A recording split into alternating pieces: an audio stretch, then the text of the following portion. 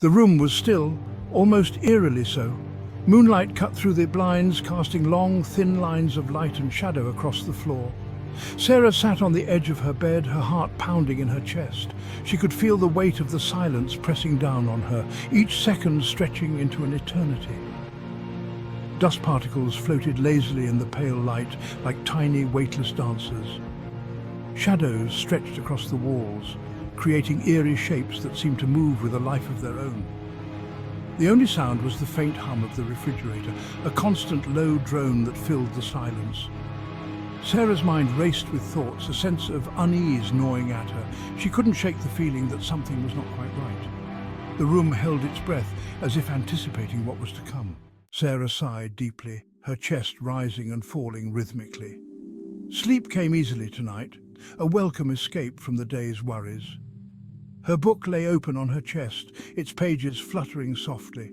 The light breeze drifted in from the slightly open window. Sarah remained blissfully unaware, lost in her tranquil dreams, as the world outside continued its silent watch. A tiny spider descended from the ceiling. Its legs were almost invisible. It moved with surprising speed. The spider was a hunter. It had been watching Sarah for hours. Its 8 eyes glinted in the darkness. This was no ordinary spider. The spider sensed Sarah's fear. It was a delicious cocktail.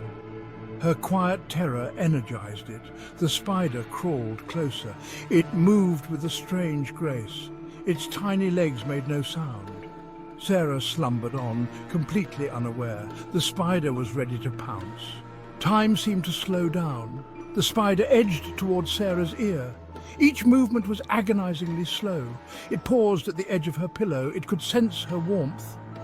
The spider took a deep breath. The scent of fear was intoxicating. Sarah shifted slightly in her sleep. The spider froze. It waited for the right moment. Then, with lightning speed, it slipped into her ear. Sarah didn't even flinch. She was trapped. The spider had her exactly where it wanted her. Inside Sarah's ear, the spider got to work. It began to spin a web. The web was unlike any other.